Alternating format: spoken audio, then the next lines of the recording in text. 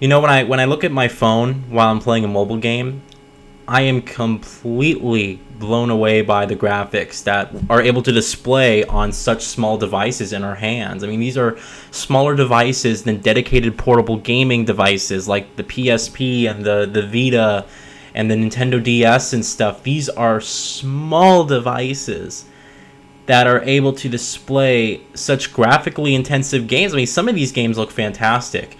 And so that's what I really want to talk about here, is that with the rise of technology, you know, we're pretty much in, I like to call this era the technological revolution that we're in right now, where we just have a booming in terms of technology, where, you know, new stuff is coming out every single second. We have 4K TVs that are coming on the rise. They're pretty much already here, of course, but what I'm talking about in terms of the preferred content by consumers, everyone's still, you know, used to 1080p. Everyone's fine with 1080p until the general consumer adopts 4K. It's still, you know, trying to appeal to that mass market.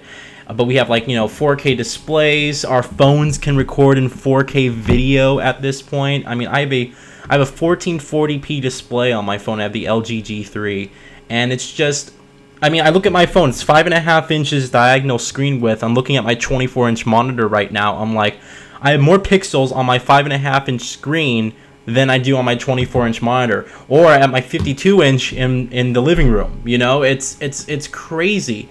So, I mean, when I look at games today, if you ever played like Dead Trigger 2 on your phone, the graphics are just fantastic. I mean, it's cel shaded, but it's just the visuals are just top notch. These are visuals that could have came out and displayed, you know, on this is like as good as the last generation of consoles almost, you know. I mean, the only thing I can say that the environments are definitely well detailed. The only thing we're lacking up right now in the mobile market are character models. We're not able to display really complex character models with, you know, very intricate facial animations and whatnot. We're just able to, it's basically still look flat. Basically, the environments are last gen, the character models are from 2 gens ago, the PS2 era. That's basically where we're at right now. We still have some you know, great looking games that really do push the boundaries. If you ever played this game called Republic on your phone, I mean, just the visuals and that look pretty damn good, you know. And I'm just blown away by the visuals in particular. I mean, just in terms of specs, I mean, the specs are like on par with, you know, very average, semi-average, I guess, PCs out there. And they're definitely more powerful in terms of the processing power and the amount of RAM than we had in the last generation of consoles. I mean, just take a look at the specs here. I'm not gonna go into huge detail here, but on my phone, the LG G3, I mean, we got a Qualcomm Snapdragon 2.5 gigahertz processor. It's a quad core processor. I mean, it's just, again, it's crazy on a phone. I mean, keep that in mind. That I remember that, like, I still remember the time I got my, you know, my brand new computer. My parents bought me a computer for graduation, I believe, for middle school. It was a dual core processor, and I was all excited, you know, and it was a good phone. It was an HP. And I was like all excited about it. I was like, ah, this is freaking awesome. And now we have quad cores in our phone. It has the Adreno 330 GPU, which I believe the 340 is out now, and it's much more efficient. I just missed the mark on that when I got my phone. I mean, we have 3 gigs of RAM too, which is just, I mean, it's fantastic. I mean, the last generation of consoles had 256 megabytes. I mean, I think the Xbox 360 actually had 250 megabytes, you know, chips in there, the RAM cards in there. But regardless, I mean, the specs on our phone are just getting better and better and better. The only thing that's really keeping me, and keep in mind, like, they're just Dead Trigger's just one game. You ever played Modern Combat? I mean, that game looks so crazy detailed. I mean, good character models. There's a lot of explosions going on, and, you know, it's a Modern Warfare type game. And just like the lighting, they have excellent God ray effects and stuff, and the detail on the weapons and whatnot. We have that game called Shadowgun, which is also a really graphically detailed game. There's another game on there. I'm actually looking on my phone right now because I downloaded it, but I haven't played it yet. Captain Strike is also a really good looking game. I mean, I'm just talking about the graphics here in particular because give or take, I think in 5 years we'll get to the point where we're gonna have like Uncharted type style games on there, where the games are gonna look as detailed as like Uncharted 2, for instance.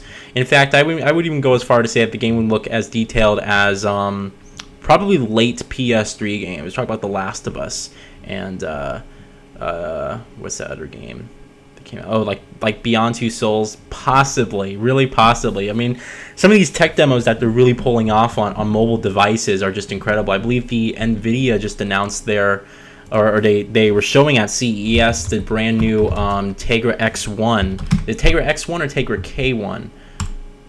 Well, I'm looking up here. I'm looking up here as I speak. I think it's the yeah, it's a Tegra X1 processor.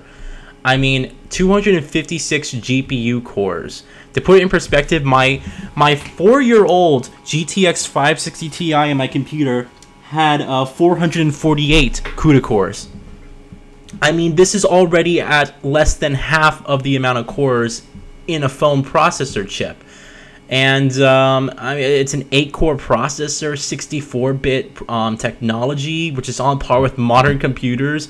It can display 4K by 2K at 60 hertz or 1080p displays at 120 hertz. I mean, just it blows my mind the amount, just the amount of processing power and what we're able to do these days. I mean, it's really just incredible, you know, and this is really what I wanted to ask for you guys is, do you ever think that the mobile market, the mobile gaming, can become part of, you know, the hardcore market to the point where we as, you know, console gamers and PC players can sit there on our phones and start playing these big AAA games, you know, whether it be like games like BioShock or Mass Effect, where you're playing these games on your phone. I mean, just think about it. I know that may sound, well, it's my phone, I use it for 5 minutes to play a game and then I go off and do other stuff, and that is the main big thing that differentiates the mobile market versus the hardcore, you know, console PC gaming market, is that when people play their games on their phone,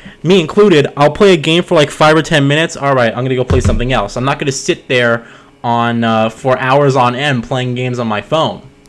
Someone made a good point. I believe it was Review Tech USA. I was watching one of his videos a while back, and he said that the future may be where we take our phones, right, and we're playing games on our phones. We get home from work or school or whatever, and there's a dock on our TVs, right, and we basically plug our phone in on the dock for our TVs. There's like a dock, and it plugs in through an HDMI port or whatever, and you'd be able to, you know, bump up the screen, bump up the game to like 4K or whatever the resolution of your TV is. You pick up a controller and you'd be able to play the game using a controller, and that would be your game console. No more. We would not have PlayStation consoles or Xbox consoles or Nintendo. That we would just, you know, our phone would be our dedicated game platform, and PlayStation and Xbox and Nintendo would become a service, and you'd be like, all right, well, PlayStation made the game, and blah blah blah blah blah. I mean, just it's a really, really interesting market, because I mean, when you look at where we're at right now and what they're able to pull off with Unreal Engine 4 on mobile devices, I mean, it's incredible. Some of the visuals and what they're showing, it's unlike anything I've ever seen. I mean, it's on par with, you know, high quality PC games from the last generation of consoles. It's great. So I mean, I think this is feasible. You know, if we can get to a point where we can have games on our phone that are of high quality and are of caliber of games, I don't know, like Battlefield, Mass Effect, BioShock, Uncharted, Crisis even, you know, where we can, you know, play the game and the graphics are so up to par, everything's super crisp. I mean, and we can, again, we just, you know, pay whatever the price is, $20 for games or whatever on our phone. I mean, it's interesting because the price for games, $60, that's like normal, right? But the price for mobile games, people pay like $7 or $8 for these. So would the price of gaming, if suppose completely destroy consoles, right? Completely just leave them out of this perspective. Suppose that our phones were our dedicated gaming platforms, right? They're dedicated place to play games. It would definitely, I mean, it'd take a lot more money. I don't know if it would take a lot more money, because people, the software is open source, and there wouldn't need to be dev kits and stuff. You just make the game and you would download, it would be, you know, something that you would download digitally over your phone through your Wi-Fi connection or whatnot. and you know, you would like that. You would say, all right, this game's made by PlayStation, this game's made by Xbox, and blah, blah, blah, blah, blah. And you would download the game. You play it on your phone. Like, I'm playing, like, imagine right now, I'm playing Uncharted 3 on my phone, right? And then, okay, class is starting. I put the phone in my pocket, go home after class is over, plop it on my dock for my TV, and then continue to play the game. I mean, is that really so far-fetched when you really think about it? You know, it's exciting because it's like, you know, wow, technology, and it's advancing, and we're getting so advanced. At the same time, it's also scary because it's like we're gonna get to a point where it's like we're gonna see maybe the things that we do today, the way we game today, is not gonna be the way we game in the future. Maybe mobile gaming, as it is right now. I mean, I hate touchscreen controls. I'm gonna be honest with you guys. If most games do not, especially first-person games and third-person games, like you're playing, you know, like Dead Trigger, for instance, the controls are better for Dead Trigger, but it's like most games don't handle the controls well for a touchscreen only device, and that's what I really hate. I don't like the touchscreen only stuff, you know. Sony tried to really, you know, do something different when they unveiled the remember that phone, the Xperia Play? It looked like it was a phone, right? And you'd flip it up like a PSP Go, and it'd have a controller, you know, and stuff on the bottom.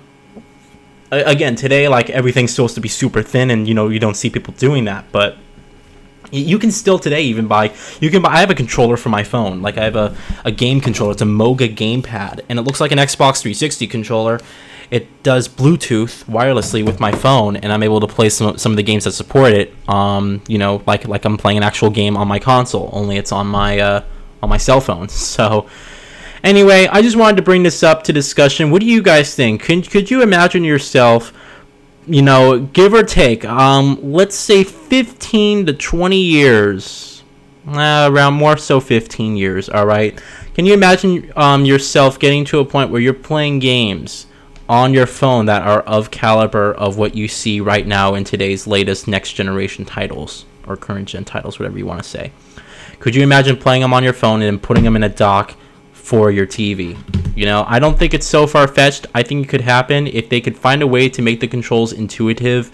And, you know, unless we're all going to buy our phones, and then we're all going to, you know, pick up our controllers, and we're going to be carrying on our phone and our controller, but that's not really portable. You're going to need like a backpack or something, you know, because you're not going to fit this full-size Xbox 360 controller in your pocket. You know, you're going to want to carry it around in something.